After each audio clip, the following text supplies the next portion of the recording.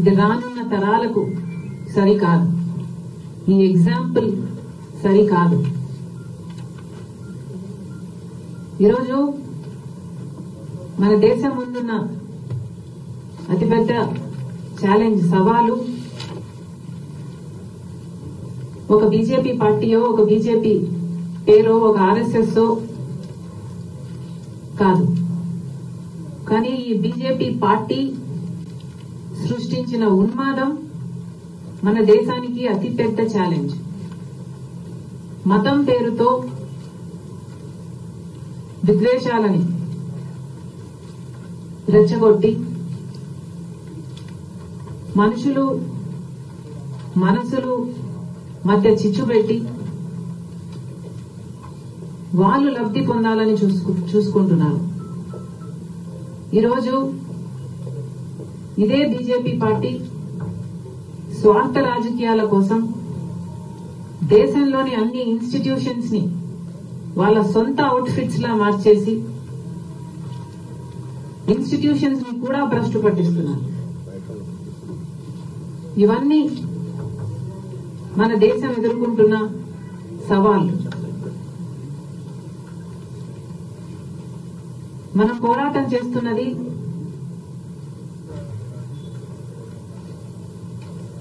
సమయంతో. ఎందుకంటే ఇప్పటికే 10 సంవత్సరాలు అయిపోయింది ఈ బీజేపీ పార్టీ అధికారంలో ఉంది. ఇక ఇప్పుడు కూడా మనం ఏం చేయకపోతే సమయం దాటిపోతుంది, కీడు జరిగిపోతుంది. మనం పోరాటం చేస్తున్నది సమయంతో, మనం పోరాటం చేస్తున్నది రేపటి కోసం. రాజ్యాంగమేమో అందరూ సమానమే అని చెప్తుంది. ప్రతి మతము కూడా మనుషులందరూ ఒకటే అంటుంది. కానీ ఆర్ఎస్ఎస్ రాజ్యాంగం, బీజేపీ రాజ్యాంగం మాత్రం దీనికి విరుద్ధంగా ఉంది. మతం పేరుతో చిచ్చు పెట్టడం, ఆ మంటలో చలి కాచుకోవడం బీజేపీ పార్టీకి తెలిసిన రాజకీయం. ఇదే మనం చూసిన రాజకీయం. ఒక మతాన్ని అవమానించడం, ఇంకో మతాన్ని రెచ్చగొట్టడం, ఇదే చూసాం. ఒక గోద్రా అయితేనేమి, ఒక మణిపూర్ అయితేనేమి, ఇవన్నీ క్లాసిక్ ఎగ్జాంపుల్స్. ఇవన్నీ బీజేపీ పార్టీ కావాలని చేస్తున్నది. మరి ఇప్పుడు కూడా సమాజం మేలుకోకపోతే ఇంకా మనం ఎలా కాపాడుకుంటాం? బీజేపీ పార్టీకి వ్యతిరేకంగా ఎవరు మాట్లాడినా వాళ్ళ మీద కేసులు పెడతారు, ఈడీని ప్రయోగిస్తారు, సిబిఐని ప్రయోగిస్తారు, ఐటీని ప్రయోగిస్తారు. అంటే వాళ్ళ సొంత బట్టులుగా వాళ్ళని వాడుకుంటున్నారు. ఈరోజు బీజేపీ పార్టీ ఎలా తయారైందంటే, బీజేపీ పార్టీలో ఉన్న వాళ్ళంతా క్రిమినల్స్ అయ్యుండి ఆ కేసుల నుంచి తప్పించుకోవడానికి, వాళ్ళని వాళ్ళు కాపాడుకోవడానికి బీజేపీలో చేరిన వాళ్ళు ఎక్కువ. ఇలా తయారైంది బీజేపీ పార్టీ. ఈ ఇన్స్టిట్యూషన్స్ అన్ని కూడా, ఆఖరికి ఎస్బీఐని కూడా చూశాం. ఒక సిబిఐ, ఈడీ, ఐటీలే కాదు, ఎస్బీఐ కూడా బీజేపీకి కొమ్ము కాస్తూ ఎలక్టరల్ బాండ్స్ లో విషయంలో వాస్తవాలను బయట పెట్టండి అంటే ఎన్ని చుట్లు తిరిగిందో, ఎస్బీఐ కూడా బీజేపీని ఎలా కాపాడాలనుకుందో ఇటీవల కాలంలోనే ప్రత్యక్షంగా చూశాం. బీజేపీ చేసిందల్లా ఈ 5 సంవత్సరాలలో అరాచకం. ఈరోజు దళితులకు గాని, ఎస్టీలకు గాని, మైనారిటీలకు గాని, ఇలా అట్టడుగునున్న వర్గాలలో ఏ ఒక్కరికి భరోసా లేకుండా పోయింది. సెక్యూరిటీ అనేదే లేకుండా పోయింది. పోయి మిగతా భారతదేశం అన్నా బాగుందా, అభివృద్ధి జరిగిందా, ఆర్థికంగా బలపడిందా అంటే, India as a developing nation in the natural scheme of things grow అయిందే తప్ప బీజేపీ చేసింది ఏమీ లేదు. ఇంకా బీజేపీ ఏదైనా చేసింది అంటే అదానీలకు, అంబానీలకు భారతదేశ సంపదను దోచిపెట్టడం. ఇదే రాష్ట్రంలో, మన రాష్ట్రంలోనే చూస్తున్నాం.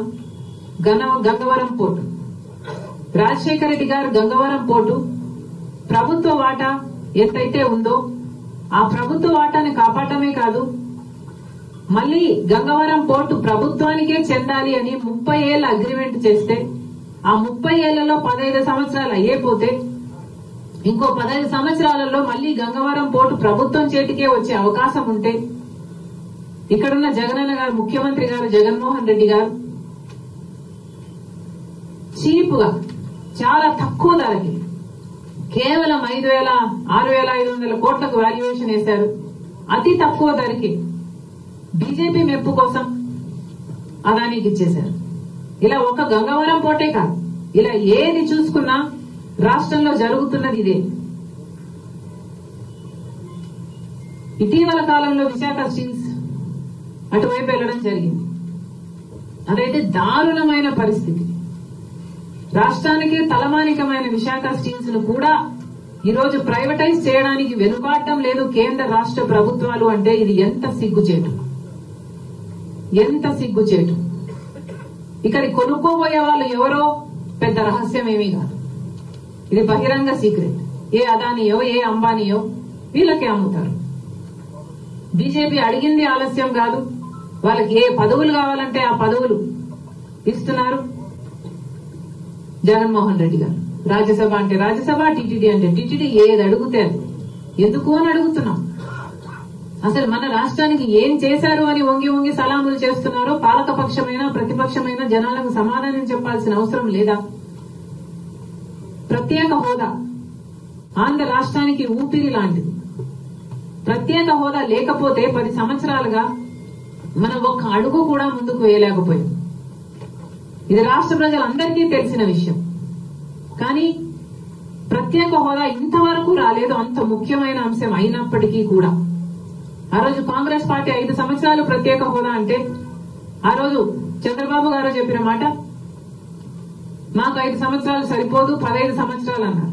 అదే వేదిక మీద ఉన్న మోడీ గారు 10 సంవత్సరాలు ఇస్తాము అని మాట ఇచ్చారు ఆంధ్ర రాష్ట్ర ప్రజలకు తిరుపతి సాక్షిగా. 10 సంవత్సరాలు అయ్యే పోయింది, ఇంతవరకు ప్రత్యేక హోదా అయితే రాలేదు.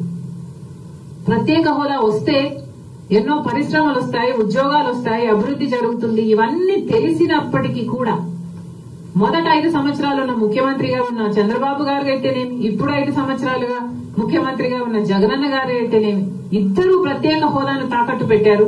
అసలు ఆంధ్ర రాష్ట్రానికి చెందాల్సిన హక్కులన్నీ కూడా తాకట్టు పెట్టారు.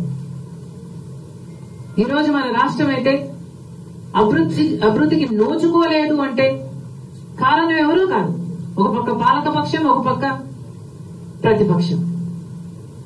అసలు ఊసే లేకుండా చేశారు. ప్రత్యేక హోదా అన్న ఊసే లేకుండా చేశారు. కాంగ్రెస్ పార్టీకి రిప్రజెంటేషన్ లేక మేము మాట్లాడకపోతే, అటు ఎమ్మెల్యేలు ఎంపీలు ఉండి కూడా ఒక్కరంటే ఒక్కరు, ఒక్కసారంటే ఒక్కసారి ఒక్క నిజమైన ఉద్యమం చేయకపోతే అసలు ప్రత్యేక హోదా అన్న ఊసే లేకుండా పోయింది. ఇది ఎంత దురదృష్టకరం.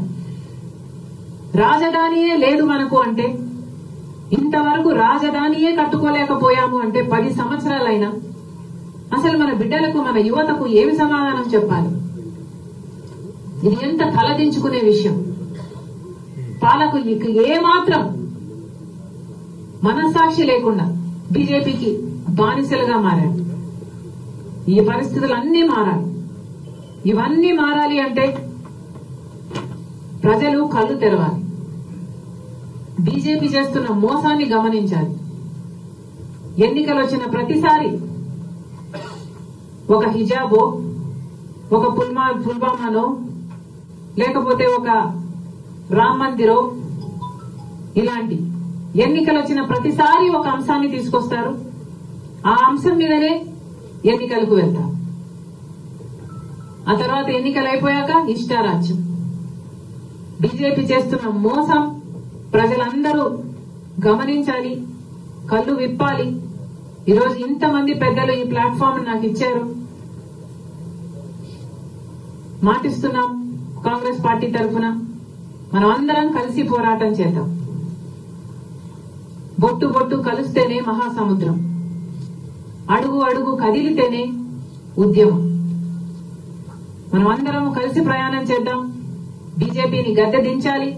బీజేపీనే కాదు, బీజేపీతో ప్రతిపక్షంగా పొత్తు పెట్టుకున్న చంద్రబాబు గారు అయితేనేమి, ప్రత్యక్షంగానే కాదు పరోక్షంగా పొత్తు పెట్టుకున్న జగనన్న గారు అయితేనేమి, వీళ్ళందరికీ గుణపాఠం చెప్పాలి. బీజేపీకి తో కలిసి పనిచేస్తున్న అన్ని పార్టీలను మేము వ్యతిరేకిస్తున్నాం. ప్రజల తరపున మేము పోరాటం చేస్తాం. ఈ వేదిక సాక్షిగా కాంగ్రెస్ పార్టీ మీ అందరితో నిలబడుతుంది. మీరెక్కడ పోరాటం చేస్తే అక్కడికి కాంగ్రెస్ పార్టీ కూడా వస్తుంది. మిమ్మల్ని కూడా కలుపుకుపోతామని మీ అందరి సాక్షిగా, మీడియా సాక్షిగా కాంగ్రెస్ పార్టీ మాటిస్తాం.